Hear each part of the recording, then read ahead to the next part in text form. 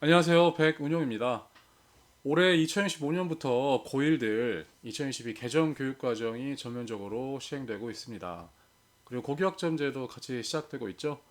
대부분 학교들이 1학기 때 안내해서 여름방학 이후에는 벌써 다 선택을 마쳤을 것 같아요. 학교 현장에서 그 다음에 학생들이 이런저런 고충상이 많이 있는 것 같은데 초기 시행착오는 어쩔 수 없다고 생각합니다. 왜냐하면 이제 제도가 맞는 방향으로 가고 있기 때문에 여기서 이제 어떤 전략으로 어떻게 좋은 성과를 얻을 수 있을지 고민해야 할 시점인 것 같아요. 제가 엊그제도 입시 설명회 다녀왔는데 1학년 1학기 성적표가 딱 생기니까 더 고민이 심해진 것 같아요. 왜냐하면 이 성적으로 어느 대학을 갈 수 있을지 입결에 대한 내용이 아직 정보가 없고, 왜냐하면 어디가에 있는 정보는 이미 우리가 쓸 수 없는 내용이잖아요. 등급제가 바뀌었기 때문에. 그리고 2학년, 3학년 때 선택한 내용들을 어떻게 진로랑 연계시켜서 생기부 활동을 하고, 그 다음에 이제 세특을 정리해서 이제 대학교 입시에 쓸지, 이런 부분들 고민이 아직 많은 것 같더라고요. 그래서 제가 2018학년도 대입 개편안이 나왔을 때부터 여기저기 입시 설명회 많이 다녔는데, 최근에 이런저런 어려움들, 알게 된 내용들 토대로 업데이트를 했어요, 내용들을. 그래서 그 내용들 정리해서 여러분들 알려드리면 좋을 것 같아서 영상 찍게 됐습니다. 입시 설명회 이 내용이 2시간짜리예요. 2시간짜리. 근데 이제 2시간을 한 테이크로 가기에는 제가 너무 힘들거든요. 그래서 1시간 1시간으로 나눠서 올릴 거예요. 그래서 첫 번째 1시간은 진학에 대한 내용들, 뭐 대입 개편안의 핵심, 그 다음에 내신 변별력이 떨어졌는데 이 상황에서 대학들은 어떻게 학생들을 걸러낼 것인가, 그 대학의 내신 변별력 하락에 따른 대응 전략 4가지. 그리고 이제 우리는 이러한 변화를 보면서 교육제도 대입 전형, 그 다음에 고교 학점제와 개정 교육과정, 이러한 전체적인 교육제도가 추구하고 있는 바가 뭔지, 어떤 학생들을 우수한 학생으로 평가하는지, 이런 본질들 제가 정리해 드릴 거고요. 2부 1시간은 진로에 대한 내용 다룰 거예요. 우리가 이제 서울대 같은 경우에는 56%가 학종으로 뽑고, 그 다음에 이제 상위 15개 대학으로 치면은 한 40%, 그 다음에 인서울 30여 개 대학까지도 40% 육박하는 정도를 학생부 종합전형으로 뽑고 있어요. 그래서 상위권 대학 진학하려면 학생부 종합전형을 버릴 수가 없단 말이죠. 근데 이 학생부 종합전형이 고교학점제랑 사실은 이제 고민이 똑같은데, 진로를 빠르게 결정을 하고 나한테 맞는 진로를, 그리고 이거를 2학년, 3학년 동안 구체적이고 일관적으로 다양한 과목들에서 활동한 내용들로 이렇게 표현하고 정리해야 되는 그런 전형이잖아요. 그런데 이제 그 과정 자체를 이제 학생들을 입시를 처음 지도해 보는 학부모님도 많기 때문에 어려워하는 것 같더라고요. 그래서 제가 2부에서는 진로 설계, 그 다음에 진로 구체화, 그 다음에 우리 구체화된 진로를 중심으로 비교과 활동 어떻게 만드는지, 그 다음에 이거 세특으로 어떻게 정리하는지, 이런 내용들 학교생 사례를 토대로 정리해서 알려드릴 생각입니다.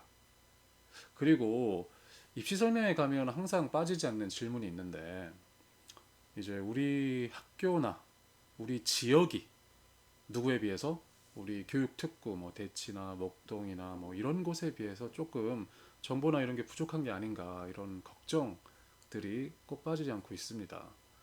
그런데 사실은 이제 입시 정보 같은 경우에는 모든 게 거의 95%가 인터넷에 다 있어요. 이제 그걸 어떻게 정리해서 나한테 맞게 적용해서 활용할 것인가, 그게 이제 관건이고요. 또 한 가지는 그런 어떤 지역이나 학교의 차이를 넘어서는 최고의 툴이 이제 생겼거든요. 이제 그 툴의 사용법을 제가 안내를 해드릴 거예요. 그러면 이 영상을 보는 여러분은 지역과 학교와 상관없이 아주 좋은 노하우를 얻게 되는 겁니다. 좀 기대해 주시면 좋을 것 같고요. 뭐 바로 시작하도록 할게요. 강의 제목은 과학적 진로 진학 컨설팅으로 스카이캐슬 뛰어넘기입니다. 보통 이제 대입 관련 컨설팅이 입시 코디나 입시 컨설팅으로 불리는 게 보통인데, 저는 예전부터 늘 진로 진학 컨설팅이라는 단어를 썼습니다. 논문도 이 내용으로 썼고요. 근데 그 이유가, 저는 이제 진학 없는 진로는 모래 위에 쌓은 성과 같고 진로 없는 진학은 알맹이 없는 껍데기 같다라는 생각을 늘상 해왔고 언제나 그렇게 얘기를 했어요. 이 양자는 어느 하나가 빠져선 안 되고 수레바퀴의 양쪽처럼 언제나 같이 가야 된다. 그래서 진로 진학을 함께 가야 된다. 이런 내용 때문에 진로 진학 컨설팅이라는 단어를 쓰고 있습니다. 그리고 요 앞에 과학적이 붙었잖아요. 이건 이제 진로진학 컨설팅이 한 개인의 주관적이고 임의적이고 그때그때의 방법으로 진행되는 게 아니라 과학적인 근거와 절차에 의해서 그 신뢰성과 효과성이 검증된 방식으로 진행돼야 된다고 생각했기 때문이에요. 그래서 제가 10년 정도 컨설팅을 했을 때 대학원에 진학해서 양적 질적 연구 방법론을 기반으로 방법과 절차를 논문으로 정리했습니다. 그래서 이제 그 논문의 정수가 합격 사례랑 같이 이 강의에 담겨 있기도 하고요. 그리고 여러분 이제 스카이캐슬은 다 아시죠? 2018년 말에 방영됐던 드라마잖아요. 그때 굉장히 센세이션 했는데 그 이유가 대치동이나 일부 교육특구에서 거주하는 자녀들은 부모의 사회경제적 지원을 받아서 저런 아주 그냥 고급 교육을 받는구나. 애당초 출발선이 다르구나 하는 그런 박탈감과 자괴감을 학생들은 느꼈고 부모 입장에서는 와, 내 자식한테는 저런 지원을 못 해준다 하는 그런 죄책감을 유발했기 때문에 저는 이제 그 정도로 우리 한국 사회에서 센세이셔널 했다고 생각합니다. 그런데 이제 그 방법을 그것보다 더 좋은 방법을 이 강의에서는 제공하고 있어요. 그래서 뛰어넘기라는 이 강조점을 만들었습니다. 그래서 이 내용 아까 제가 이제 서두에 말씀드렸던 것처럼 서울뿐만 아니고 지방 학교 이런 거에 상관없이 뛰어넘을 수 있는 방법을 여기 담았으니까 집중해서 들어주시면 좋겠고 제가 이제 이거 원테이크로 갈 거라서 뭐 중원부원 말이 많을 수도 있어요. 그럴 때는 여러분들 빨리빨리 넘기면서 들어주시면 좋을 것 같아요. 자, 이거 뭐 이 영상으로 유입된 시청자들도 있기 때문에 뭐 간단하게 이제 진짜 강의 진짜 입시 설명회처럼 소개하고 가면 좋을 것 같아요.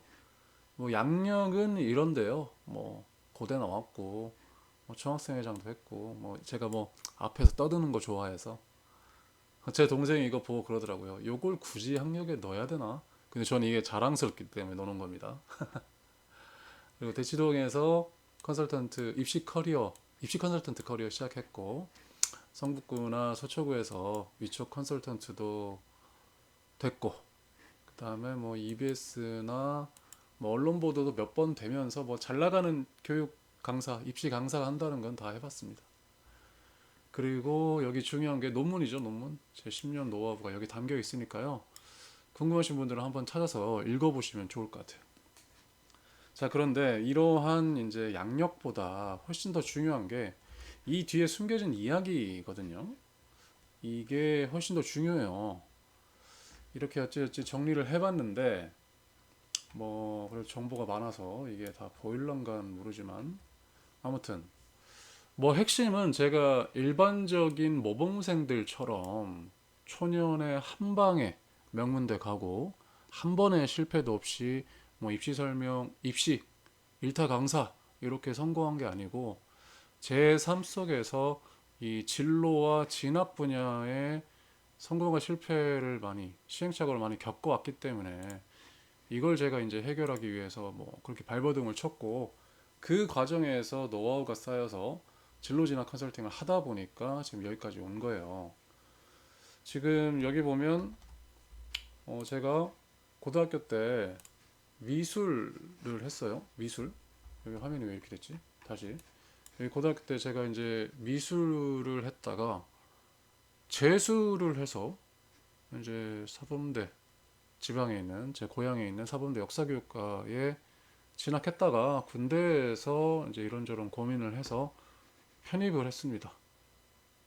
그래서 연대 고대 다 붙었는데 이제 고대를 진학을 했고 그리고 이런 내용들 진로 제 경험을 토대로 이제 진로 체험 프로그램을 만들었고 EBS에 소개가 됐고 뭐 그 이후에 뭐 이제 수시 컨설팅 1위 기업에서 일타 컨설턴트로 활동을 하고 이 내용들 토대로 이제 진로진학 컨설팅 방법론을 확립했고 이거를 대학원에서 학술적인 근거, 연구 방법론을 토대로 표준을 만들어서 이걸 토대로 이제 대학교 입학사정관들이나 교사, 강사들한테 노하우를 전수하는 그런 진로진학 왕초보 스쿨도 운영했었어요. 그래서 이제 이런 시행착오를 거쳐왔다. 나라는 사람이 이런 사람이다라는 걸 간단하게 언급을 하고 이제 본격적으로 이제 입시 설명의 내용 시작할게요. 1학년들이 성적표가 생겨서 이게 성적표가 내신이 생각보다 잘 나왔잖아요. 그러다 보니까 와 이거 뭔가 자신감이 막 뿜뿜한 거예요. 그런데 이제 이게 계속 이어질 것인가 이게 지금 맞나 아닌가 지금 방향 제대로 가고 있는지 이게 진짜 궁금하다는 거예요. 그래서 입시 설명회 사람들이 많이 왔었는데 2028학년도 대입 개편을 한마디로 정리하자면 이제 다중변별력 시대 이렇게 표현을 할 수 있을 것 같아요. 왜냐하면 예전처럼 내신이든 수능이든 뭔가 한 가지만 잘해서 대학을 가는 시절이 끝났고 이제 모든 것을 다 잘하는 시절이 됐기 때문이에요. 원툴 시대는 완전히 끝났다. 자, 왜 그러냐? 이제 변화 내용을 한번 좀 봐볼게요. 우리가 내신 5등급제가 도입됐죠. 5등급제. 그래서 이제 1등급이 원래는 9등급제에선 4%였는데 이제는 10%예요. 예전 1등급이랑 지금 1등급이랑 이제 달라요. 이제 예전 1등급은 와, 얘가 엄청나게 뛰어난 애다. 엄청나게 학교 생활을 성실히 한 애다. 이건데 이제는 그냥 열심히 했네라는 것을 증명하는 기본값 혹은 사회권 대학 경쟁에 필요한 기본 입장권이 돼버린 거예요. 그래서 이건 반드시 1등급을 받아야 되는 그런 상황이 됐고 두 번째는 이제 수능이 이제 공통 수능을 보죠. 이제 선택 과목이 없어지고 문이과 통합으로 이제 과탐, 사탐을 1학년 때 배운 걸로 공통사회, 공통과학으로 보고 이제 어려운 선택 과목들 미적분이라든지 기하라든지 이런 게 없어졌어요. 시험 범위가 줄었고 문제가 쉬워졌다 이 말이에요. 그러니까 이제 정시 파이터를 하려면 이제 쉬운 시험이니까 만점에 가까운 어떤 점수를 맞아야죠. 그러니까 실수 하나가 엄청나게 치명타가 되는 그런 게임이 됐습니다. 상황이 이제 이렇게 되니까 대학은 이제 어떻게 하겠어요? 내신과 정시, 변별력이 다 떨어졌으니까 이제 필연적으로 모든 걸 잘하는 학생을 뽑을 수밖에 없죠. 그래서 수시 정시가 이제 거의 연계됐다. 그래서 교과든 학종이든 논술이든 수능 최저를 반영하는 대학이 늘어났다. 이제 학교 생활은 성실함이고 수능 최저는 어떤 지적인 어떤 기본기 이런 거가 되는 거죠. 그리고 이게 포인트인데 정시 수능 100%가 이제 사라졌다. 뭐 서울대를 필두로 고대, 연대 이렇게 지금 수능의 내신을 반영한다. 이미 반영을 하고 있는 대학도 있고요. 그렇기 때문에 이제 수시 준비생이라고 해도 수능 최저 때문에 내신을 소홀히 할 수 없고 정시를 소홀히 할 수 없고 정시 준비생이라고 해도 내신을 소홀히 할 수 없는 그런 상황이 된 거죠. 그리고 이제 마지막이 아까 서두에 설명드렸던 고교학점제죠. 이제 진로에 따라서 내가 원하는 과목을 자유롭게 선택해서 듣는다. 요건데 이게 이제 좀 골치가 아파요. 우리가 이제 제 나이쯤 돼도 아직도 뭘 해야 되는지 나 자신에 대해서도 매번 헷갈리는 그런 상황들이 생기는데 이거를 우리가 조기에 우리가 이제 고입하는 친구들 같은 경우에는 중2 때부터 과학고 준비하는 애들은 거의 뭐 중1 때부터 뭐 이렇게 계속해서 이제 진로를 조기에 설정하게끔 이렇게 제도가 푸시를 하고 있거든요. 그리고 이제 선택 과목 이수하는 것도 잘 짜야 되고 거기에 맞춰서 설계하지 않으면 우리 대학들이 권장 과목을 발표했기 때문에 감점을 주잖아요. 그래서 이제 이런 것들이 굉장히 부담이 되는 거예요. 그래서 결론적으로는 이제 나는 수시형이야, 나는 정시형이야 이렇게 이제 원툴로 이렇게 편식을 한다. 이러면 이제 사실은 대학 명문대 진학으로부터 점점 멀어지는 거고 모든 걸 진로로 성실성을 챙기고 수능으로 기초학력을 챙기고 거기에 진로 과목에 맞는 과목 이수랑 세특으로 탐구 역량까지 보여주는 이런 종합적으로 이제 공부하는 사람들이 앞으로 2028학년도 대입제도 하에서는 우수한 학생 된다. 요 말이에요. 자, 2028학년도 대입 개편 핵심 뭐다? 다중 변별력 시대에 이제 다 잘해야 된다. 이 말이란 겁니다. 자, 근데 이제 이런 2028학년도 대입 개편에서 가장 두드러지는 게 뭐예요? 이제 등급이 9등급제에서 5등급제로 바뀌었다는 거예요. 이게 굉장히 센세이셔널 했는데 왜 센세이셔널 해요? 원래는 1등급이 전체의 4%밖에 안 됐어요. 근데 이제 어떻게 됐다? 전체의 10%까지. 그러니까 이제 2.5배가 늘어난 거예요. 이제 2등급은 더 심하죠. 원래는 11%까지가 2등급인데 이제는 몇 퍼센트? 34%까지 2등급인 거예요. 그럼 이제 3배가 넘게 이제 부포를 린 거죠. 그러면 이게 뭘 뜻해요? 내신이 인플레이션이 됐다. 그게 뭐예요? 가치가 떨어졌다. 아까 말씀드린 것처럼 원래는 탁월함에 증명해서 이제는 입시 상위권 입시 경쟁의 기본적인 입장권이 됐다. 자, 근데 이게 그러면 이제 이게 좋은 거예요? 나쁜 거예요? 응? 이게 사실은 원래는 플러스 게임이었어요. 파지티브 게임. 뭐냐? 1등급을 하면 잘하는 거예요. 1등급을 하면 잘하는 건데 왜 수도 적으니까 1등급 하면 뭐 쟤는 원래 1등급 이렇게 되는 건데 이제는 어떻게 됐다? 네거티브 게임이 된 거예요. 1등급을 못하면 큰일 나는 게임이 된 거예요. 이게 어느 쪽으로 어느 게 더 좋은 것 같아요. 심리적으로 1등급을 못하면 큰일 나는 네거티브 게임이 훨씬 더 쫓긴다고요. 압박감을 많이 느끼게 됩니다. 근데 그렇다고 내신 버릴 수 있냐? 절대 못 버려요. 2027학년도 전국 4년제 대학 전형 비율에서 수시가 최초로 이제 80%를 넘어섰습니다. 수시가 뭐예요? 학생부 위주 전형, 교과 전형, 종합 전형, 즉 내신에 기반을 두고 있는 전형이라는 거예요. 그러니까 이제 정시 파이썬 안 그래도 이제 수능에 내신 반영하는데 수시가 이렇게 많고 정시가 문이 적어졌으니까 이제 결국에는 이제 내신으로 가야 되는 학교 생활 위주로 잘해야 된다 이거예요. 게다가 뭐 네거티브 게임이라서 압박감이 더 심해졌다. 근데 이제 여기서 이제 이 대입 개편 하기 전부터 큰 논쟁이 있었던 게 바로 이 내신 변별력에 대한 내용이에요. 그러니까 한쪽은 이렇게 얘기하죠. 이제 상위권 비율이 이렇게 직관적으로 이렇게 늘어났으니까 당연히 변별하기가 힘들다. 이게 이제 당연한 이제 얘기고 또 한쪽에서는 아니다. 2025 개정교육과정, 그러니까 전 교육과정이 선택 과목이 50개였던 거에 불과한데 50개에 불과한데 이제 2022 개정교육과정은 120개로 늘어났다. 선택 과목 즉 상대평가 과목이 늘어났기 때문에 변별력이 충분하다. 이렇게 이제 논쟁이 있어요. 그럼 어느 쪽이 맞는 것 같으세요? 저도 잘 모르겠거든요. 이제 다음 슬라이드를 보면 바로 이해가 가능합니다. 자, 올해 8월에 부산교육청 학력개발원에서 굉장히 중요한 자료를 하나 발표했습니다. 부산 지역 81개교 1만 3,553명의 1학년 1학기 성적을 분석한 거예요. 이게 왜 이게 중요하냐면 기존에 이제 9등급제랑 직접 데이터를 비교해서 내신 변별력이 진짜 사라졌나를 데이터로 확인한 거거든요. 게다가 이게 표본이 엄청 커요. 81개교 1만 3천여 명. 그다음에 고3, 그러니까 전년도 교육과정의 자료겠죠. 9등급제 자료 94개교 1만 5천 개. 그러니까 이 정도로 이제 데이터 표본이 크면 요거를 전국으로 확대해도 거의 유사하거든요. 그래서 결과가 어땠을까요?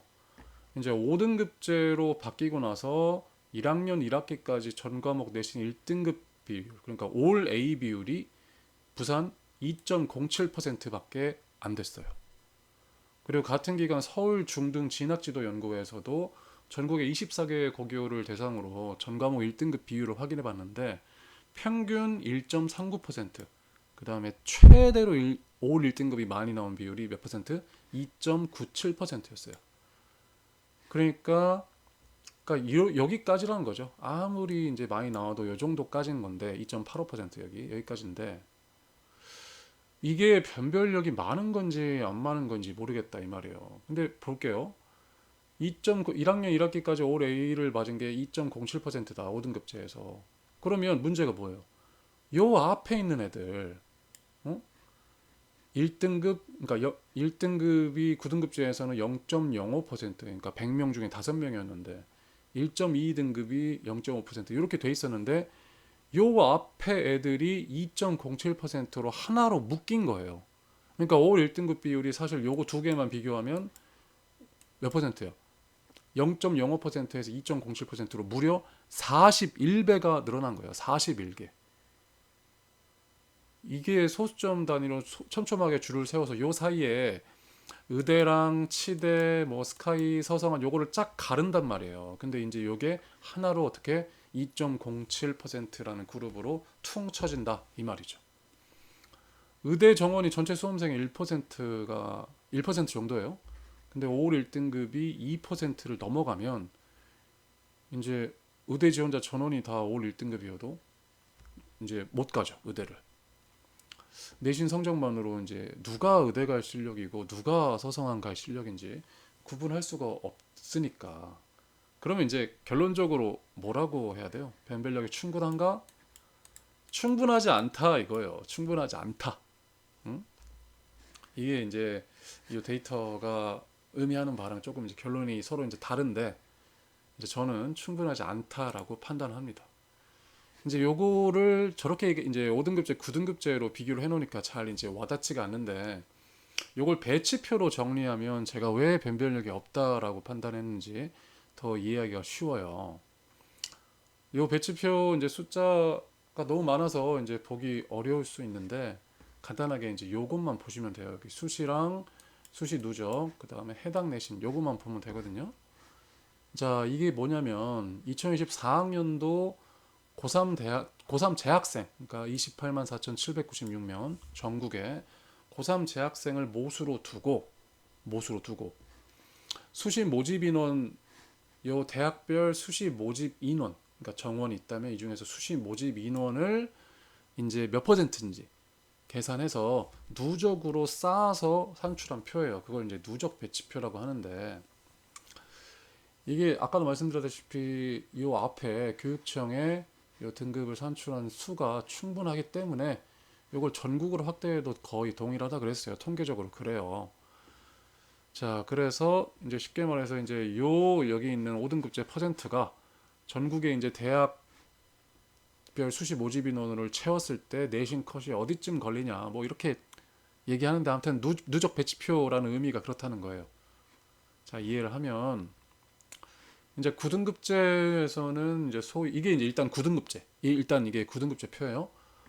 9등급제의 수시 보면은 인서울 상위 15개 대학이라는 게 이제 숙명여대까지로 이제 우리가 치는데 여기 마지노선이 이제 2.9등급이에요. 2.9등급. 이제 1등급 초반 때는 의대, 의치한, 약대 이렇게 가고 서울대 가고 그 다음에 중후반은 이제 연대, 이제 카이스트, 포항공대 이렇게 가고 그 다음에 2등급부터 이제 뭐 서성한, 뭐 중경외시 이렇게 쭉 아주 사다리가 이제 촘촘하게 간다 이거예요. 근데 이제 이게 5등급제가 되면 어떻게 돼요? 이제 요게 포인트인데, 자 집중. 여기서 5등급제로 변하면 슬라이드가 요렇게 변해요. 요렇게 다시 똑같은 슬라이드예요. 요건 어떻게? 9등급제. 9등급제에서 1등급 내신을 맞은 인원을 대학교 수시 정원불로 채워놓은 거예요. 위에서부터. 요거는 9등급제, 요거는 5등급제. 그냥 직관적으로 생각을 해보면 아, 내신 인플레라는 게 원래는 의치안에 가려면 1.30인데 이제는 그냥 1.00을 맞아도 이게 아까 몇 퍼센트? 2.07%인데 여기에 의대 정원을 넘어서는 인원이 다 들어있다. 그래서 누가 의대 갈 만한 애인지 저 내신 가지고는 판단이 안 된다. 그리고 원래는 이제 연대 고대도 뭐야 이제 1.5 뭐 1.7 요 사이인데 이제 내신이 하도 인플레가 되니까 1.16에 해당하는 요 퍼센테이지 하는 인원만 해도 연대 고대 정원이 다 찬다 이 말이에요. 그러니까 쉽게 말해서 내신의 가치가 정말 떨어졌다. 그러니까 결과 반대로 말하면 학생 입장에서는 그냥 내가 높은 내신 맞았다는 기분만 좋아지는 거예요. 이해되세요? 기분만 좋아졌다니까요. 원래는 이렇게 나와야 되는데 내가 이제 경희대 가려면 2.6인데 이제는 경희대 가려면 1.5를 맞아야 된다는 거예요. 이해되십니까? 이 인플레가 입결에 미치는 영향을. 그러니까 사실은 이제 5등급제로 바꾼 취지는 너무 좋죠. 이제 경쟁을 줄이고 이제 그 줄인 그 경쟁으로 이제 진로 탐색을 해서 이렇게 가야 되는데 현실은 이제 대학 정원이 그러니까 자리가 그대로잖아요. 자리가 그대로고 여기 상위권 대학부터 이제 가고 싶어 하는데 결국에는 이제 누군가를 현실적으로는 떨어뜨릴 수밖에 없잖아요. 그러니까 사실은 9등급제에서 5등급제로 바뀐 의미가 이 실제 대학 입시랑 결부되면 없어진다. 다시 한번 볼까요? 요게 9등급제, 요게 이제 5등급제. 이제 뭐 가천대가 사실은 우리 학생들 인서울 하고 싶은 학생들의 거의 마지노선이라서 가천대를 정말 희망하는 사람들이 많아요.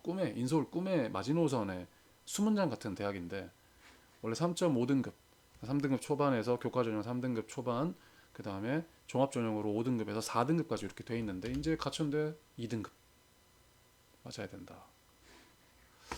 참 이게 현실을 이제 똑바로 봐야죠. 이거를 이제 얘기했을 때 입시 현장에 있는 학생들 보니까 아주 그냥 눈빛이 쾅 이렇게 내려앉더라고요. 왜? 1학년 1학기 성적표 받았을 때는 나 왜 이렇게 성적 좋지? 우리 친척 오빠라든지 뭐 친척 누나라든지 혹은 뭐 내 직계 누나라든지 하는데 훨씬 잘 나왔잖아 라고 생각했지만 사실은 현실은 이렇다.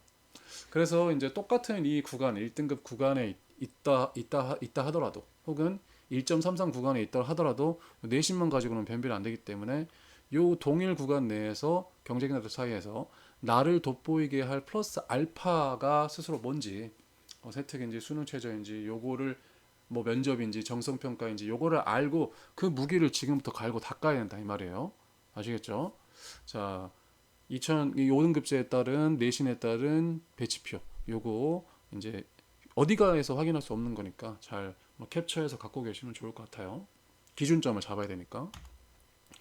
자, 이제 대학의 이 대응들을 알아볼 거예요. 이제 내신이 이렇게 변별력이 없어졌고 상위권 애들이 워낙 많아졌잖아요. 1등급만 해도 의대, 치대, 한의대, 그 다음에 뭐 서울대 인원을 훨씬 뛰어넘는데 그럼 이제 대학들이 어떻게 해야 될까요? 대학이 뭐 바보가 아니지 않습니까? 우수한 학생들을 찾으려고 이렇게 돋보기를 끼고 이렇게 이제 걸러내려고 하고 있단 말이에요.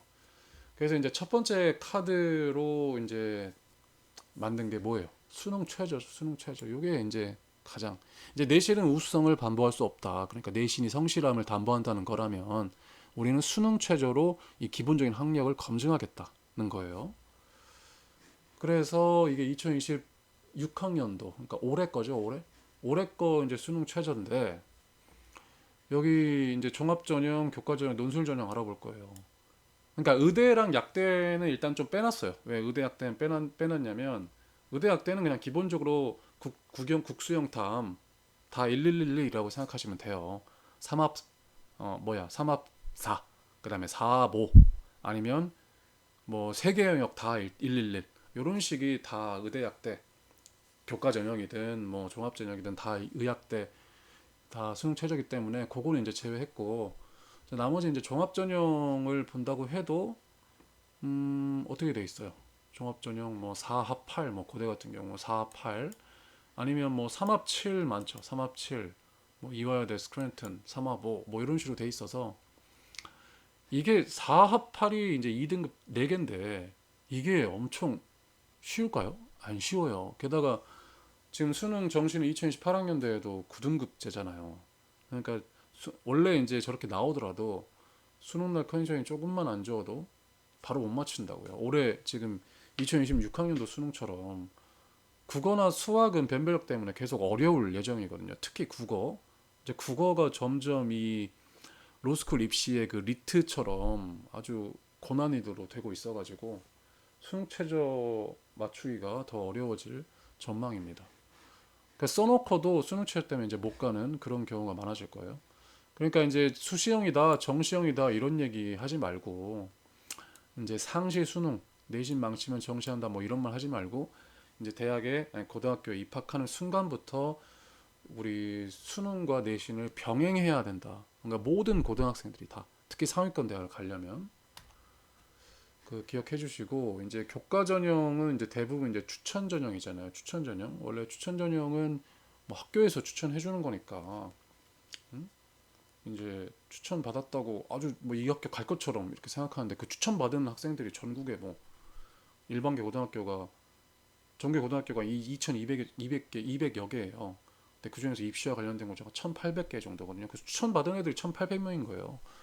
전형 인원을 훨씬 뛰어넘어요.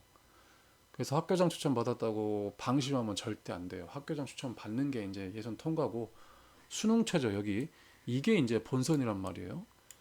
그래서 요걸 통과할 때까지 이제 긴장의 끈을 놓으면 안 돼요. 그리고 오히려 이제 이 수능 최저가 있다는 건 오히려 수능을 이제 뭐 중학교 때부터라든지 뭐 고등학교 1학년 때부터라든지 열심히 준비한 친구들한테 오히려 강점이 되죠. 내신이 아무리 좋아도 추천을 맞아도 수능 최저 못 맞으면 어차피 떨어지는 거니까 수능 최저만 맞춘다면 요거를 못 넘은 학생들은 다 걸러낼 수가 있는 거예요. 내 경쟁에서 다 이겨낼 수 있는 거죠. 그래서 저는 극단적으로 수능 최저를 준비할 때 수능을 다 준비하지 말고 어차피 정시는 20%밖에 안 되니까 그러니까 수능 최저 요 2합 7이라든지 3합 7이라든지 목표 대학의 수능 최저 그 과목만 딱 집어서 공부하라고 해요. 그게 더 전략적인 건데 대부분 이제 학생과 학부모들이 불안하니까 정시까지 생각해서 전 과목을 다 잡고 있는데 그러면 안 돼요. 진짜 한 3, 4년 전부터 이제 그런 트렌드가 바뀌었어요. 아무리 수능 최저 준비한다고 해도 정시로는 아예 수시랑 갭이 차이가 엄청 심해 갈 수 있는 대학이. 그래서 적당히 그렇게 미리 전략을 잘 세워야 된다는 거예요. 자, 그리고 이제 논술 전형인데 제가 이제 요 논술 전형에 할 말이 조금 많아요. 수시에서 이제 입시 이제 대학 정할 때 되니까 갖고 오는데 다른 이제 종합 전형이라든지 교과 전형이라든지 수능 최저 못 맞추니까 목표 대학을 못 갈 것 같단 말이에요. 그래서 갑자기 3학년 1학기 대학 정하러 와가지고 논술을 하겠다고 한단 말이죠. 그러면 무조건 떨어집니다. 그냥 깔아주는 거예요.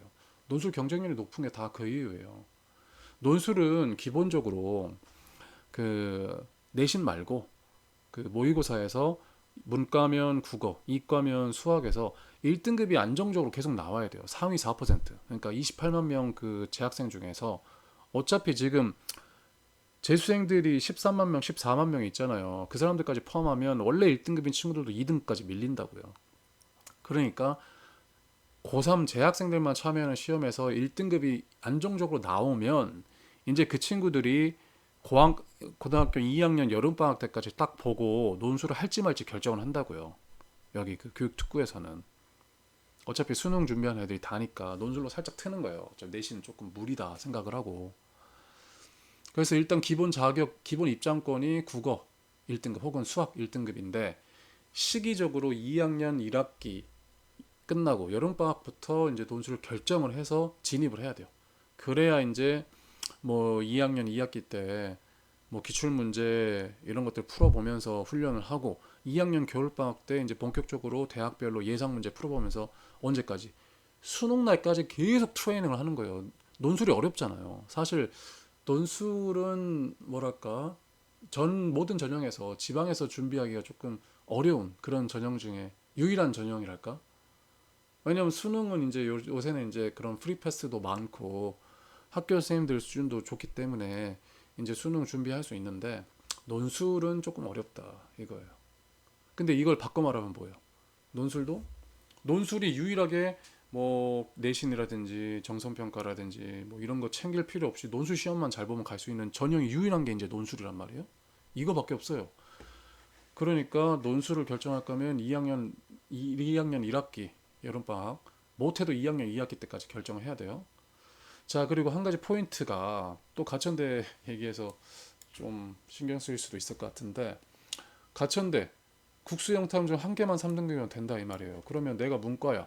그럼 국어 하나만 3등급 맞는 걸로 어차피 논술 국어만 어차피 논술 준비하는 게 수능 국어 준비하는 거랑 거의 다 똑같아요. 그러니까 요 한 과목만 패는 거예요. 만약에 논술을 할 거라고 정했으면. 그래서 국어 수능 준비하면서 논술 2학년 1학기 여름방학부터 하면 가천에 갈 수 있는 거죠. 근데 이제 보통 가천대만 준비를 하진 않죠.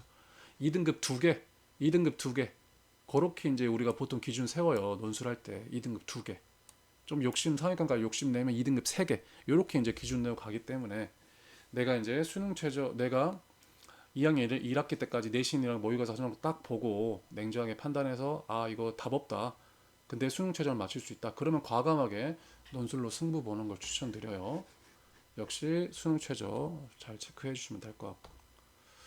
자, 그래서 이제 이게 첫 번째 대학의 방법이 수능 최저였다면 이제 두 번째 방법은 대학별 정성평가 강한데 이제 첫 번째 방법이 이제 연계 교과 이수 과목을 제시하는 거예요. 그러니까 이제 지금 이제 고교학점제에는 이제 전공 학생 종합전형에도 이렇게 쓰면 너 우리 전공 공부하려고 고등학교 때 무슨 과목 들었어?라고 이제 묻는 시대가 된 거예요. 우리 전공이랑 전혀 상관없는 과목을 들었으면서 입시 그 전략 쓸 때, 입시 전략 대학교 정할 때 이렇게 이야기 맞추면 대충 우리 전공 될 것 같아요. 요게 안 된다는 거예요. 그래서 이제 대학들이 너 이렇게 이야기만 대충 껴맞춰가지고 지원할 거지는 것을 방지하기 위해서 이제 이수 권장 과목을 이렇게 제시를 하는 거죠. 근데 우리가 이제 사회생활 하다 보면 알지만 이런 어떤 우리가 소위 관이라고 하는 뭐 정부라든지 뭐 대학이라든지 뭐 기업이라든지 뭐 학교 뭐 이런 데서 권장, 추천, 권고, 뭐 요청 뭐 이런 것들 다 뭐예요? 해도 되고 안 해도 되고 아니라 해야 된다는 거죠. 반강제입니다. 사실상 강제예요. 이렇게 안 하면 어떻게 돼요? 감점을 당하니까. 응? 지금 여기 있는 대부분의 이제 권장 과목, 연계 과목 이런 것들이 감점이에요. 감점, 여러분. 그러니까 반드시 해야 된다는 거예요. 그러니까 이제 어려워서 뭐 내신 안 나올 것 같아서 2학년 선택 과목 때 이렇게 이제 요리조리 피해갈 생각하지 말고 필수 과목이다. 이게 내 전공과 꿈에 딱 맞는 거다 하면은 내가 공대니까 미적분, 물리, 화학 이런 것들 강력하게 정면 승부하라 이거예요. 이제 그런 모습들을 보고 타당하게 더 판단한다 이거죠. 내신이나 그러니까 예를 들어 학점이 조금 낮다. 내신 등급이 조금 낮다. 이런 것은 다른 어떤 비교과나 이런 것들을 열심히 보완하는 모습 보여주면 그래도 정상 참작 해주겠다. 근데 전혀 딴 과목, 이 이수 과목의 위계성과 충실성에서 벗어나는 그런 과목들. 상경계인데 미적분이나 경제수학 피했다. 공대인데 물리2 안 들었다. 이러면 이제 광탈이라는 거예요. 아시겠어요? 쫄지 말고 내 거에 맞는 그런 정석적인 길을 선택해야 된다. 그거 하라고 지금 이런 권장 과목 추천인데 뭐라고 했어? 반강제 하는 겁니다. 아시겠죠? 자, 그래서 이제 요거를 좀 더 우리 교육과정 교육 선택 과목이랑 이제 연계해서 보면 이제 이미 지금 이 연계가 고등학교 1학년 1학기 때 벌써 이제 선택 과목들 2, 3학년 선택 과목들 학교별로 다 지금 다 짜여져서 안내를 다 했고 계속 안내를 하고 1차 신청 받고 2차, 3차 신청 받아서 지금 이 시점이면 거의 2, 3학년 선택 과목들 다 선택했을 거예요. 자, 근데 여기서 아까 그 대학의 그 권장 거기랑 좀 더 이제 연계된 얘기를 해보자면 먼저 이 빨간 과목이 이제 수능 과목이에요. 수능 과목. 공통 국어, 수학, 영어는 다 수능이랑 연계된 거고 빨간색들이 이제 일반 선택 과목들 이제 다 내용들인데 요거를가 이제 아주 핵심적인 내용이라고 보고 그 다음에 이 일반 선택 과목은 뭐예요? 이제 그 각 과목군, 교과군의 중추, 허리와 같은 과목들이 이제 일반 선택 과목이고 이제 진로 선택이나 융합 선택으로 넘어가게 되면 이게 나의 진로를 보여준 이제 허리, 가시, 그러니까 나무의 중심이 일반 선택이라면 이제 나무의 줄기 같은 과목들이 진로 선택이나 융합 선택이라는 거예요. 이제 예전에 이제 전 교육과정 같은 경우에는 이 진로 선택 과목이 이제 절대평가고 A, B, C로만 나와서 성적 부담이 없었어요. 3학년 때 듣는 과목들. 일종의 피난처였는데 이제는 그런 과목들이 없죠. 요 까만색으로 되어 있는 건 다 상대평가거든요. 그래서 사실 이제 고3이 돼도 상대평가가 계속 되기 때문에 도망칠 곳이 없는 거죠. 그럼 어떻게 해야 되냐? 1학년, 2학년 때는 빨간색 일반 1학년, 2학년 때는 이제 공통 과목, 그다음에 2학년 때 빨간색 일반 선택 과목으로 수능 기초 체력을 단단히 다지고, 그다음에 2학년, 3학년 때는 파란색 진로 선택 과목, 그다음에 융합 선택 과목, 이걸로 내가 이제 이 진로에 이만큼 진심이다, 이렇게 이제 보여줘야 된다는 거예요. 아, 물리 어려운데, 경제 수학 애들 적은데, 이러면서 피하면 안 됩니다. 그럼 대학은 당신이 쉬운 길로 도망만 갔지, 이런 것들 다 알아요. 이제 더군다나 이제 이 융합 선택이나 이런 과목들이 학교에 따라서 소인수 과목, 그러니까 이제 듣는 사람이 적은 과목일 수가 있어요. 예를 들어 10명 들으면 10%만 1등급이니까 어렵잖아요. 근데 그거 피하면 안 된다 이거예요. 거기 들어가서 이제 그 뒤에 이제 세 번째 대응에 더 상세하게 판단하는 게 나오는데, 아무튼 그런 거 피하지 말고 진로와 맞다면 전공법으로 하는 게 2028학년도 요 입시에서 살아남는 방법이에요. 아시겠어요? 아, 아시겠어요가 아니라 아시겠죠? 이 교양 과목 이런 거뭐 잠깐 얘기하면 뭐 인간과 철학, 논리와 사고, 심리 이런 것들 정말 이제 심화적으로 나온 내용들, 경제 활동 다 듣기 좋죠. 내용을 만들기가 너무 좋단 말이에요. 상세적으로 풀어나가기가. 자, 그렇게 해서 이제 세 번째 대학의 대응 방법을 볼 거예요. 지금 두 번째는 이제 교과 추천, 이렇게 이수해야 된다는 추천 과목이 대학별로 다 제시했고, 공통 일반 진로 선택에 따른 그 흐름을 잘 선택한 거를, 도망치지 않고 잘 선택한 거를 본다 했잖아요. 근데 이제 세 번째 대항은 요게 진짜 좀 무서운데, 내신을 마이크로하게 미세적으로 살펴본다. 자, 이거예요. 지금 우리 아까 그 부산교육청 학력개발원에서 말한 것처럼 이게 상대평가 과목들이 엄청 늘어났잖아요. 3학년 때도 상대평가 과목이 많단 말이에요. 비록 5등급제긴 하지만. 근데 그게 엄청난 부담인데, 요 지금 녹색 같은 경우에는 패스월, 페일만 나오고 나머지는 이 파란색 과목을 제외하고는 다 상대평가예요. A부터 A, B, C, D, E까지. 근데 이제 여기서 이제 1등급을 네거티브 게임이라고 그랬죠. 1등급을 안 받으면 큰일 나는 게임을 하는데, 그 1등급 중에서도 원점수랑 이제 이수 여부, 즉 질적으로 얼마나 높은 1등급을 받았냐가 이제 훨씬 중요해진다는 거예요. 그러니까 이제 상대평가의 질을 훨씬 더 따라가야 된다. 그럼 이제 그게 구체적으로 무슨 내용이냐 한번 살펴보면, 이제 기존의 2015학년도 2015 개정교육과정의 성적표랑 이제 2022 개정교육과정 성적표를 한번 비교를 해보면, 핵심은 뭐예요? 핵심은 여기 표준 편차가 사라진다는 거예요. 표준 편차. 원래는 이제 이 표준 편차를 가지고 이제 전국의 무슨 고등학교든 간에 이 내신이 어렵고 학생들의 수준이 높고 이런 것들을 이 표준 편차가 들어인 표준 편차를 활용해서 Z 점수라는 걸로 계산할 수가 있었어요. 그러니까 Z 점수라는 게 있습니다. 아무튼간에 그 뒤에 제가 설명을 할 건데, 요게 이제 석차 9등급제보다 훨씬 더 촘촘하게 4등급 상위 4% 1등급 중에서도 0.001%까지 걸러내는 방식이에요.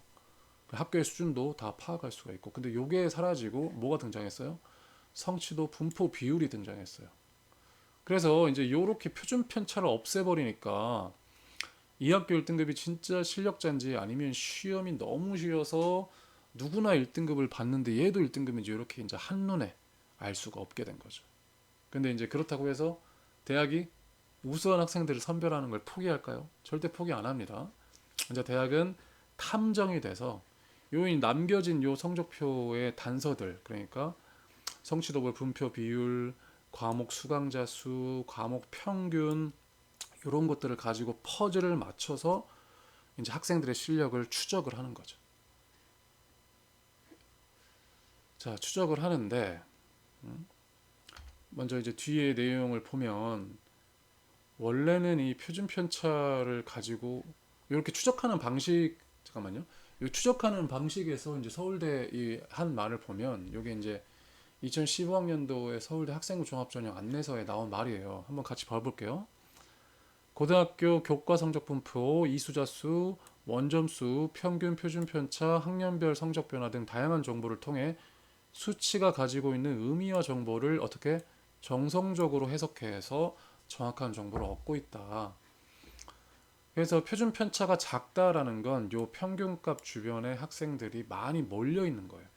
그러니까 평균값 주변에 몰려 있으면 여기가 공부를 잘하는 학생들이 많다라고 볼 수 있는 거죠. 그리고 또 다른 지표들이 뭐가 있어요? 교과 평균이 높으면 학생들이 우수한 학생들이 많이 있다. 이수자 수가 적으면 이제 수가 좀 1등급에 해당한 학생 수가 적을 것이다. 이제 이렇게 예측 가능하단 말이에요. 그래서 대학은 요걸 정성적 표준 편차가 있을 때는 어떻게 계산을 했냐면 이제 요것만 보면 돼요. 뭐 Z 점수가 요런 정의라는 거는 한번 읽어보시면 될 것 같고 여기를 이렇게 쭉 봐보면 원래 표준 편차가 있었을 때는 일반고 A 학생이 있고 특목고 B 학생이 있었을 때 일반고 A 학생의 원점수가 100점이고 특목고 B 학생의 원점수가 80점이면 요 겉에서만 봤을 때는 일반고 A 학생이 더 잘한 것 같잖아요. 근데 보니까 평균이 80점, 표준 편차가 15점, B 학생은 평균이 50점, 표준 편차가 15점. 평균이 50점이라는 게 무슨 말이에요? 이게 시험이 굉장히 어려웠다는 거예요. 굉장히 어려웠는데 80점이고 얘는 이제 다 같이 80점이면 이게 시험이 쉬운 거잖아요. 쉬웠는데 100점 맞은 거. 근데 이제 어떻게 되냐? 표준 편차, 평균값에 있는 데이터 값은 거의 비슷해요. 그래서 Z 점수의 공식이 원점수에서 평균을 빼서 표준 편차로 나눠주는 거예요. 그래서 이렇게 나누면 이제 사실은 이게 Z 점수가 높을수록 좋은 거거든요. 그래서 이 친구는 이 학교에서 9.6%에 해당하는 학생이고 이 친구는 2.2%에 해당하는 학생이라는 게 밝혀지는 거죠. 그래서 이게 이제 석차 9등급제 비율로 보면 뭐예요?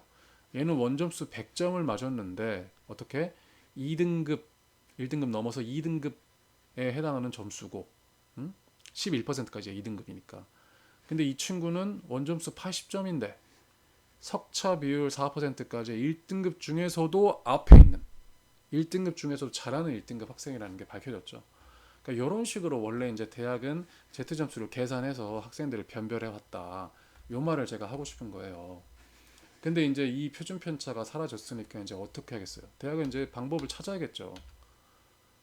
그때 이제 참고할 수 있는 이제 요소들이 뭐가 있다? 과목 평균. 과목 평균이 높으면 높을수록 우수한 학생들이 몰려 있을 가능성이 있는 학교다.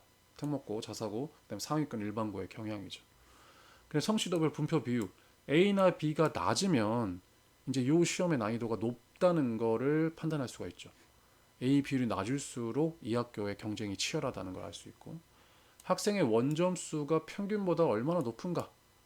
그러니까 평균 대비 압도적으로 원점수가 높으면 개인의 역량이 우수하다는 걸 보여주는 거예요. 아까 어디 이 특목고의 B 학생처럼 평균이 50인데 원점수가 80점이고 일반고 A 학생은 80점인데 원점수가 100점이잖아요. 그러니까 여긴 30점이나 차이 나는데. 그래서 이제 요 과목 평균과 성취도 분포 비율, 원점수 요걸 가지고 이제 학생의 우수성을 변별할 수 있는 그런 모델들을 만드는 거죠. 그러니까 결국에는 우리는 어떻게 해야 된다? 이 대학이 요 세 가지를 보니까 무늬만 1등급이 아닌 압도적인 1등급이 돼야 되는데 그때 이 압도적인 1등급의 목표 1등급이라는 것은 평균이 낮았을 때, 즉 시험이 어려울 때 A 비율이 적은 과목, 즉 경쟁이 치열한 과목에서 100점에 가까운 원점수를 맞는 거를 우리가 압도적 1등급이라고 보는 거예요. 근데 이제 아까 우리가 이제 표준 편차를 활용한 Z 점수 있었잖아요. 그거 대신에 대학은 분명히 이렇게 양적으로 그러니까 이렇게 뭐 과목 평균, 성취도 분표, 원점수 요거를 우리가 다 정성적으로 볼 수가 없잖아요. 그래서 요거를 점수를 넣어가지고 환산하는 그런 지표 체계를 분명히 갖고 있을 겁니다. 제가 왜 그걸 확신하냐면 이미 대학은 이제 2015 개정 교육 과정에서 우리 고3들 진로 선택 과목 있잖아요. A, B, C로 하는 거. A, B, C로 이제 절대평가하고 그다음에 A, B, C 그 성취 비율 구간별 비율 이제 그거를 이제 주는 걸로 진로 선택 과목을 대학별로 이제 어떻게 체크하냐 이게 이제 이슈였는데 어떤 대학은 뭐 A 받으면 100점, B는 뭐 98점, C는 뭐 96점 이렇게 주는 대학도 있고 어떤 대학은 요거를 비율로 어떻게 곱해가지고 공식을 만들어가지고 하는 고대 같은 그런 대학들이 있었어요. 그래서 제가 이제 이거는 이제 예시로 만든 거예요. 아 대학들이 요렇게 이제 분석 요소, 이제 표준 편차를 제외한 요 세 가지 요소가 있다고 한다면 요걸 가지고 이렇게 정량적으로 이제 숫자를 만들 것이다. 요거는 이제 가장 최소화된 모델이에요. 대학에서는 요거보다 좀 더 복잡한 내용을 쓸 것 같은데 뭐 제가 임의로 만들었습니다. 여러분들 좀 이해를 돕기 위해서. 그냥 대충 1등급 평가하겠구나 이런 게 아니라는 걸 보여주기 위해. 인덱스 이름은 에이스 인덱스 제가 지었어요. Academic Competency and Context.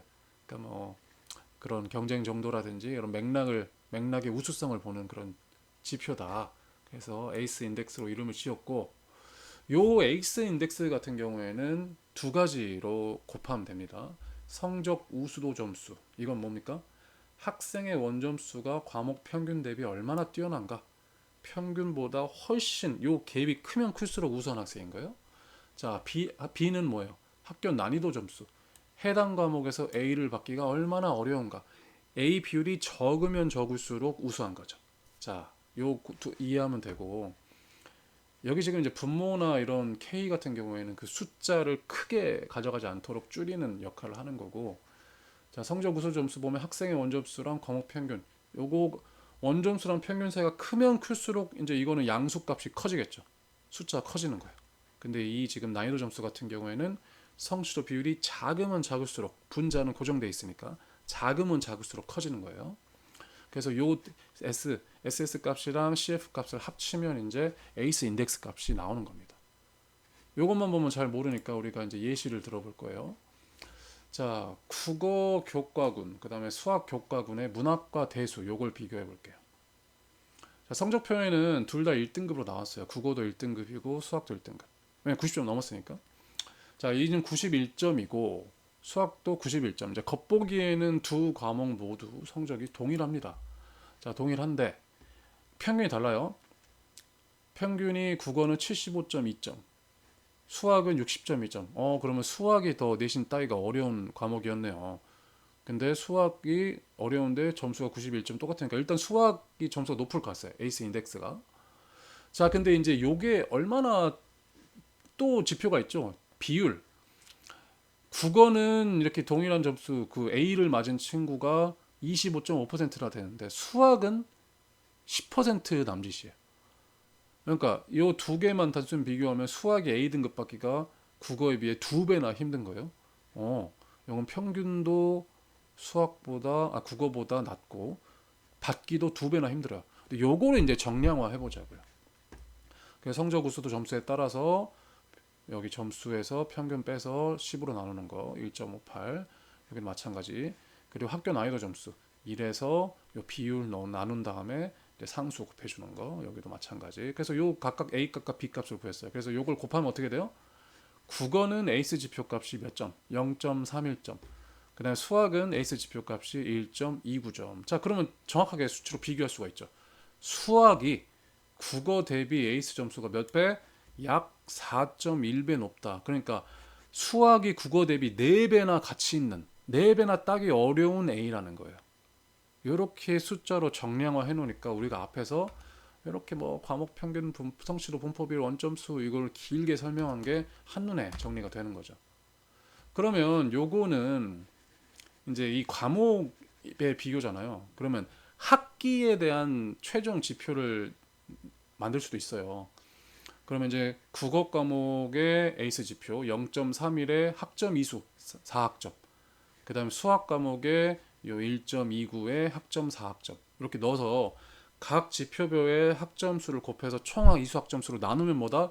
이 학기의 최종 에이스 지표가 산출이 되는 거예요.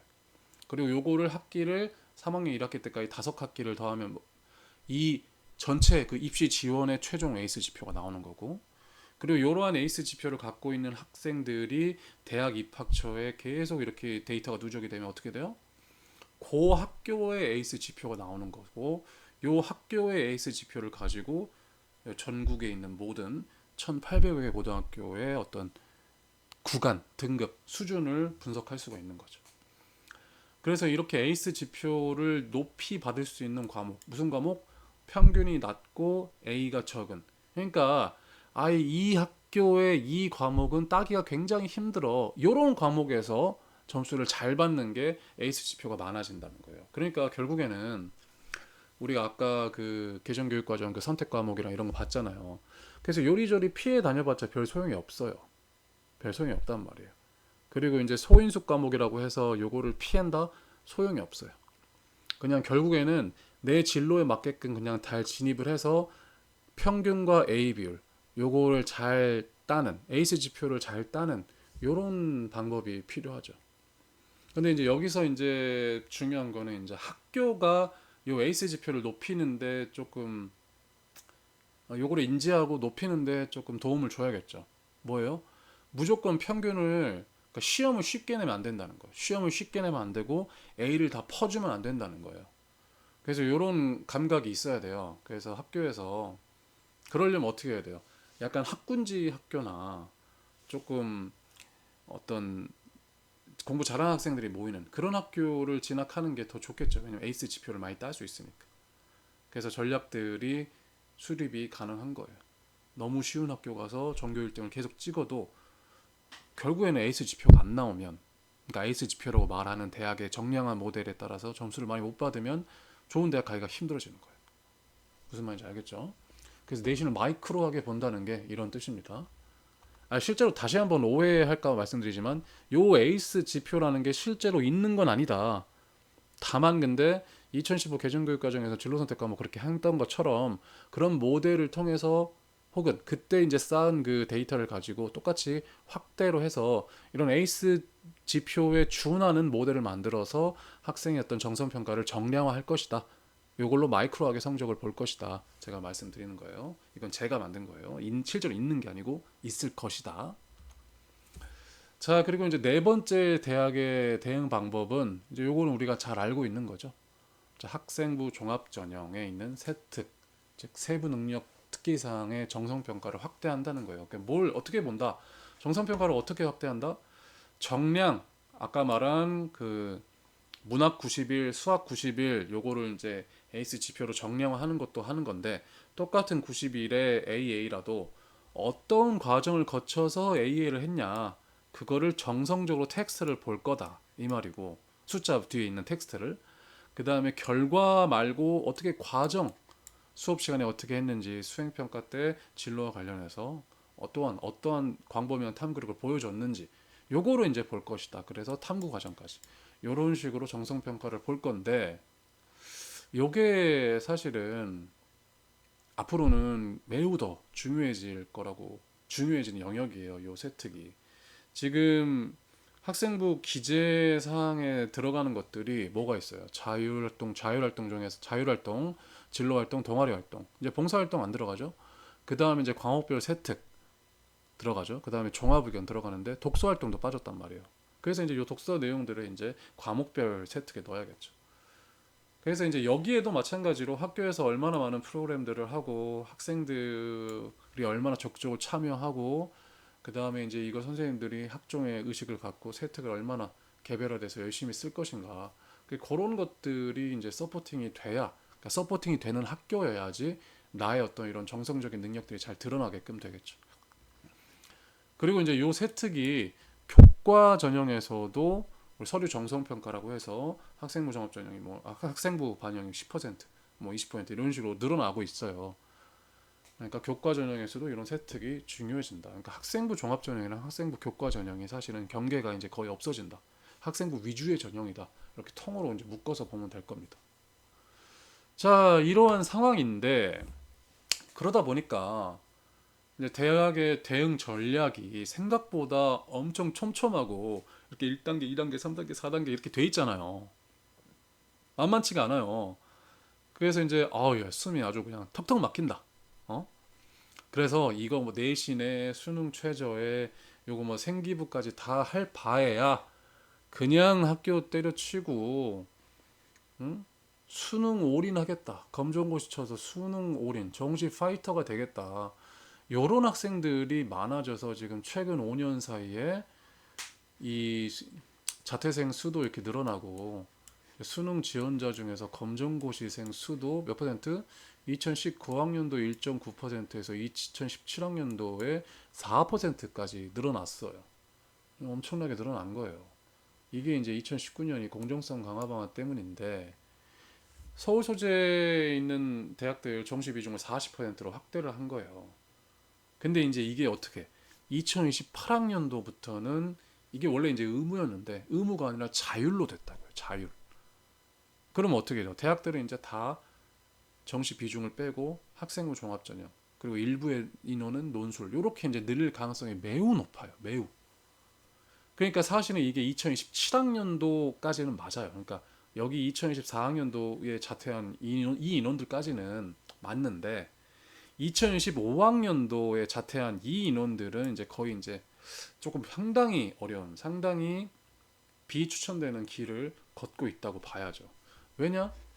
이제 정시에서도 내신을 반영하니까요. 물론 이제 정시 내신 반영할 때 비교 내신이라고 해서 내 정시 성적에 따라서 내신을 주는 그런 게 이제 다시 생길 가능성이 높죠. 그런데 이제 그게 상당히 이제 엄격하게 이거 지금 이 제도가 만들어 놓은 게 이 현재 이 제도가 하는 말이 뭐예요?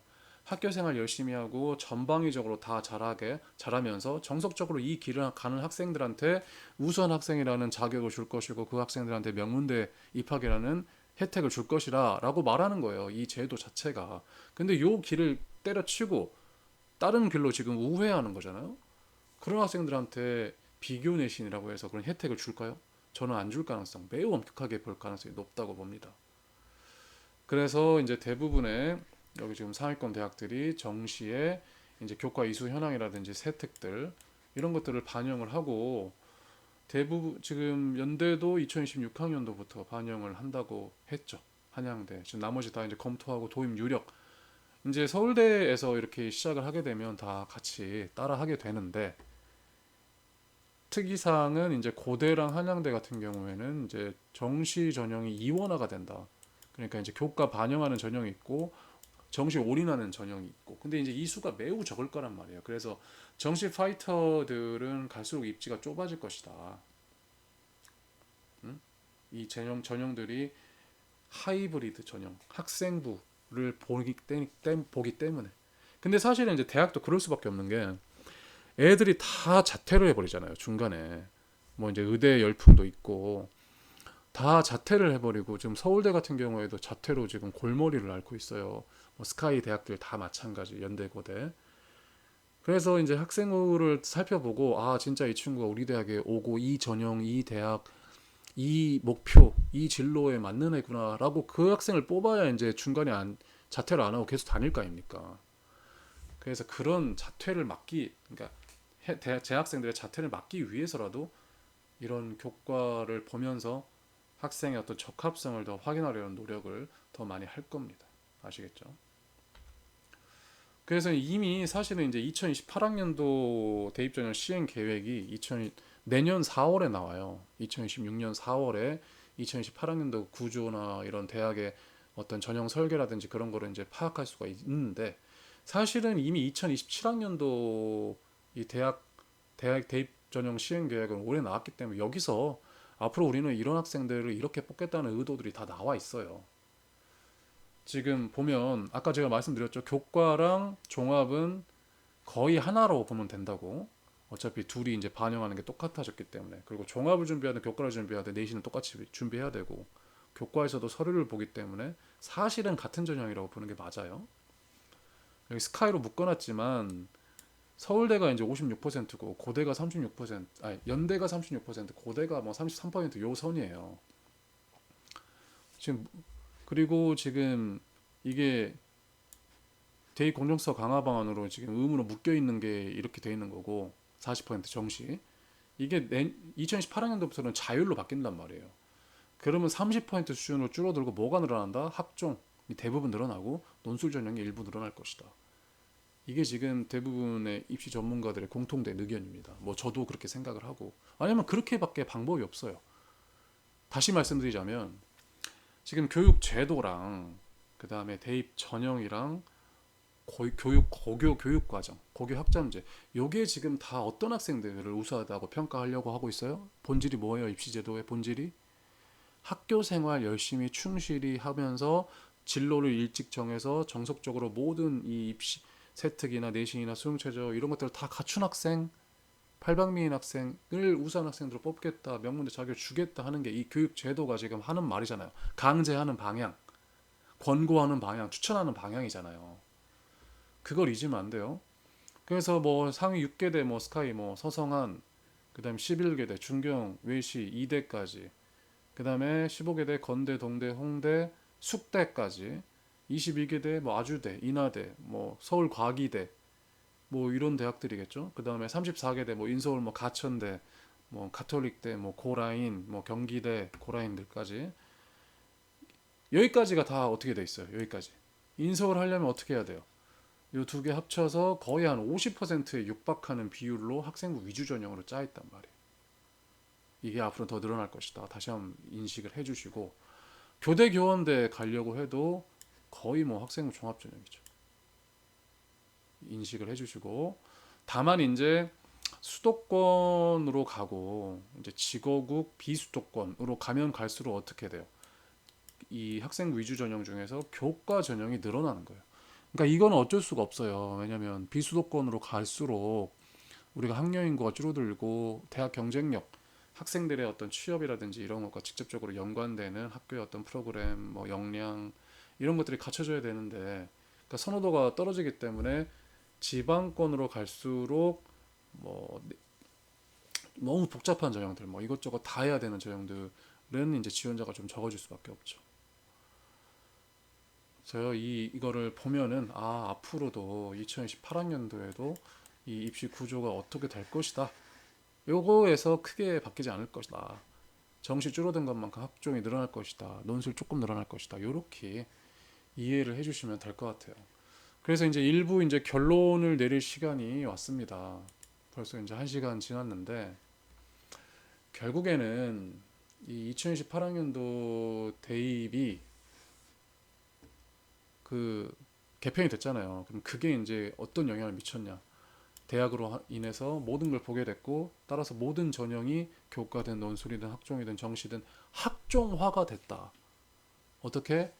이 5가지 요소를 다 보는, 내신의 성실성, 세특의 탐구력, 과목 이수 내용을 보고 진로 설계 능력, 수능의 기초학력, 그다음에 면접의 실력 검증, 그리고 이 모든 거를 다 지원하고 세팅하는 고교의 수준과 역량까지. 그래서 이 입시제도, 교육제도부터 대입전형, 교육과 고교 교육과정과 고교학점제가 원하는 사람은 요행을 바라지 않고 묵묵히 깊이 있게 공부하는 그런 학생이다. 하나만 어떻게 요령 있게 내신, 수능 이렇게 해서 잘 가는 그런 학생들을 명문대로 역전 합격시키는 그런 일이 이제 거의 없어질 것이다. 입시 패러다임이 완전히 변했다. 요게 사실 요게 하고 싶은 말인 거예요. 오늘 2028학년도. 자, 지금 이제 여기까지 왔을 때 우리 이거 영상을 지금 집에서든 뭐 컴퓨터든 모바일로든 보고 계신 학부모님들의 얼굴이 상상이 돼요. 왜냐면 입시 현장에서도 그 얼굴을 봤기 때문이에요. 막 이렇게 막 눈에 다크서클이 생겨서 이제 축 에너지가 빠집니다. 입시 설명회 처음 시작했을 때랑은 다르게 이해가 돼요. 사실은 지금 우리 고1 학생들, 그 다음에 예비 중3들이 조금 어려운 상황에 처해 있는 건 맞아요. 이걸 다 잘해야 되니까. 그런데 앞서 설명드렸던 것처럼 어떤 전형을 하냐에 따라서 좀 포인트를 잡아서 뭐 수능 최저나 이런 거 딱딱딱 찝어서 준비하는 그런 과정들이 있어야 될 것 같고, 제가 2부 때 이거를 잘 해결해 나갈 수 있는 아주 혁신적인 도구를 하나 소개해 드린다고 약속드렸죠. 그래서 그때 그 내용까지 쫙 설명하고 나면 2시간 입시 끝나면 우리 어머님들 아버님들 얼굴 확 또 이제 핍니다. 응? 그렇게 될 거라는 거 제가 약속을 드리고, 2부에서 이제 뭘 다룰 거냐, 이제 학생부, 여기 지금 우리 상위권 대학 가려면 학생부 종합전형 놓칠 수 없잖아요. 근데 사실은 입시 처음 하시는 분들도 많아서, 그리고 정보가 너무 많잖아요. 학생부 종합전형에 대한. 근데 그 중에서 이제 검증된, 그리고 과학적으로 증명된 그 방법들 알려드릴 거예요. 학종의 본질부터 시작해서 진로 설계 방법, 구체화 방법, 비교과 만드는 거, 세특 정리하는 방법, 합격 사례 토대로 안내해 드릴 테니까요. 기대하셔도 좋습니다. 자, 그럼 1시간 1부 듣는데 고생하셨고 2부에서 뵙도록 하겠습니다.